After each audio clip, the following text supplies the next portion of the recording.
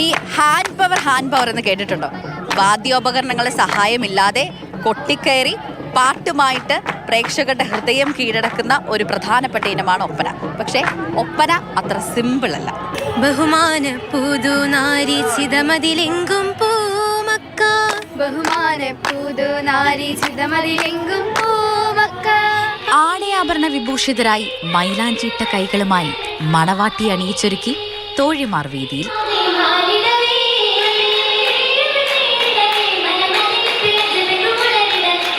വാദ്യോപകരണങ്ങൾ ഏതുമില്ല, താളം പിറക്കുന്നത് ഇരു കൈകളിലും. തോഴിമാരുടെ മെയ്വഴക്കം കൂടി ചേരുമ്പോൾ കണ്ണിനിമ്പമേറെ.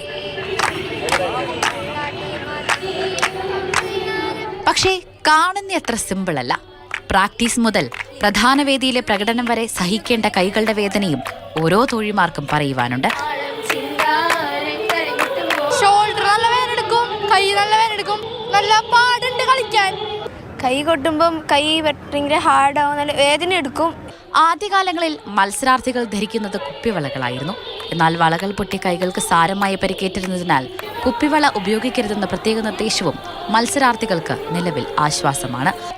വേദനയൊക്കെ ഉണ്ടാകും, പക്ഷേ ഒറ്റ ലക്ഷ്യം മികച്ച പ്രകടനം കാഴ്ചവെക്കണം. 10 മിനിറ്റ് നല്ല ആസ്വദിച്ച് കളിക്കുക, ആ ഒരു ഉദ്ദേശിച്ച് കളിക്കുക.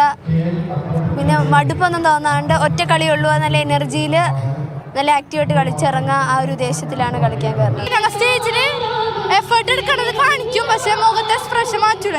വിവാഹവേദികളിലെ ഒപ്പനയുടെ കാലം അവസാനിച്ചുവെങ്കിലും ഇവിടെ കലോത്സവ വേദിയിൽ ഒപ്പന മത്സരം ഉഷാറായി തന്നെ നടക്കുന്നുണ്ട്.